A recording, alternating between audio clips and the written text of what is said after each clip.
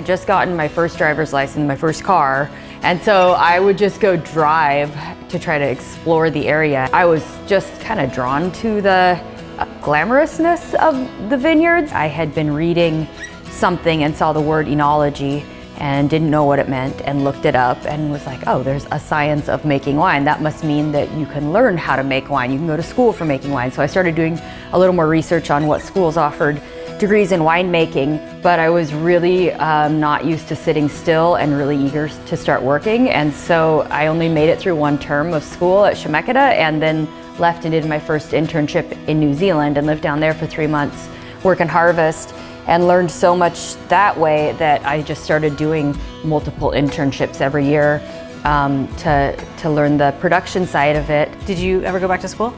Yeah, I didn't get the degree. I remember the class I was in where I was like, I'm not getting the degree in this, I don't care, was a marketing class, and they were talking about you should have, you know, consistency on your labels, there should be brand recognition, and if you look at my labels, I was just gonna say that. I remember sitting in the class and I was like, I'm not doing any of this. I'm not doing that. You're beating your own drum through this whole process. Like, you're just doing your own thing.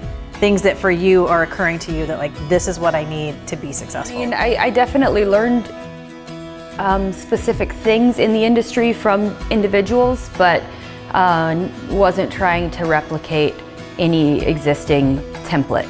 I bought my first 2 tons of fruit in 2012, and I decided to write out the most like grandiose version of a business plan that I could. Like if there were no limits, what would I want to do?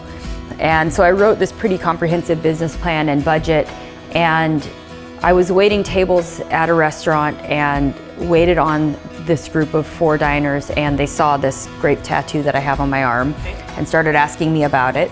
And throughout the course of their dinner, their questions got more specific about business related, and by the end of their dinner, one of the gentlemen said, I'm gonna be your backer. My head was very skeptical. There was a lot of skepticism going on up here. The progression of the business plan was to grow by a certain number of cases, and so by 2014, I made about 3,500 cases of wine. And then my backer said to me, okay, the next thing in the business plan is to find a building. And I, again, was just internal skepticism, like, oh, he's serious. I didn't realize he was serious. Okay, let's do this. This building has been here for a long time. So basically we just gutted everything from here, and having, you know, a building in the middle of wine country and right on 99, it lends itself to having a tasting room, that kind of thing. I also envision a 16-year-old Brianne rolling through here and probably passing this building several times. Oh, I'm sure I did.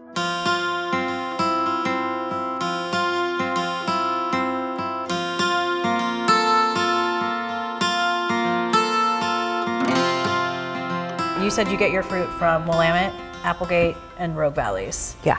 How much of your personality, though, is in these barrels? All of it. I mean, I think a lot, you know. Right now I'm working with 32 vineyards around the state, and we made, I want to say 27 wines last year from 25 different grape varieties, and some of them are blends that don't exist anywhere else, and that's fun for me. It's really fun for me. I think one of the things I've really been leaning into is the freedom that comes from being an American winemaker as opposed to making wine somewhere else in the world.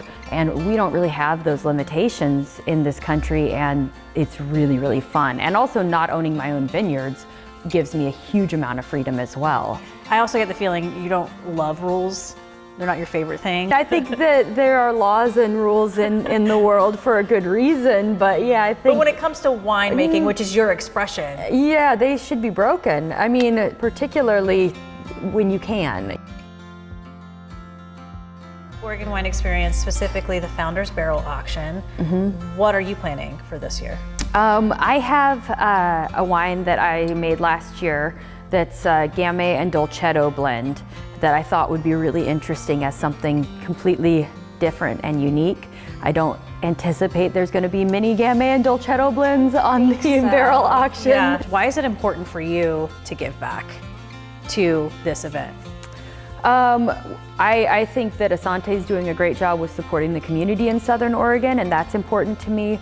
I see Asante making moves to support the farm community in a way that is valuable. It impressed me a lot, the care for the community, and that's something that I want to support. I've heard that a lot from people who are involved. It's just a nice way to get their wines in front of people who may not see them otherwise. Oh, everybody knows about my wine. I'm teasing. Nope, we're gonna cut it right there.